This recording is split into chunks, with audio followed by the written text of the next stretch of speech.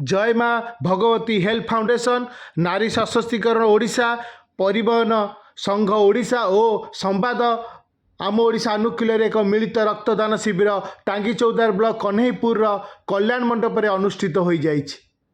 एही रक्तदान शिविर 55 यूनिट रक्त संग्रह करा जाइछि।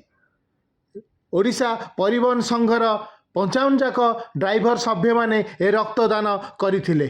एही रक्तदान शिविर को पूर्वतन सांसद प्रसन्न पाठशाणी उद्घाटन करथिले। ताको सहित विशिष्ट कलाकार अश्रुमोचन महांती, बीजेडी नेत्री एलिना सामंतराय मध्य सामिल होइथिले।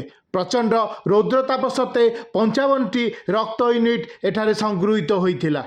भगवती फाउंडेशन मुख्य पायल प्रियदर्शनी नायक, चालक संघर मुख्य विज्ञान दास और संवाद आम ओडिशार टांगी आवाहक प्रीतिरंजन बेहेरा यही शिविर को आयोजन करिवारे संपूर्ण सहयोग करथिले।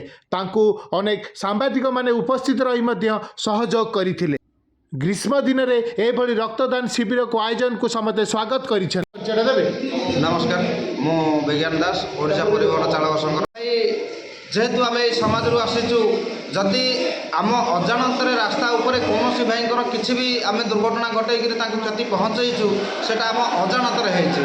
किंतु आम भाविलु आम किसी ड्राइवर भाई एकजुट होकर गोटे मनस्थ कलु जे नाई आम भी आम जानिबा हिसाब से आम समाज में किसी ना कि उपकृत लोक मानकर सेवा करिपरिबा। तेणुक आम रक्तदान शिविर आयोजन कर पायल प्रदर्शन नायक। मत बहुत खुशी लगुच आज जय माँ भगवती हेल्थ फाउंडेशन और नारी सशक्तिकरण एवं परिवहन संघ मिलित आनुकूल्य आज जो रक्तदान शिविर होची मु बहुत खुशी लगुच। आशा करुँची माँ भगवती जी बाट चाहिए जदि जो गरीब असहाय लोक मान साहाय्य करने से मैंने आगे मु बहुत गर्वित।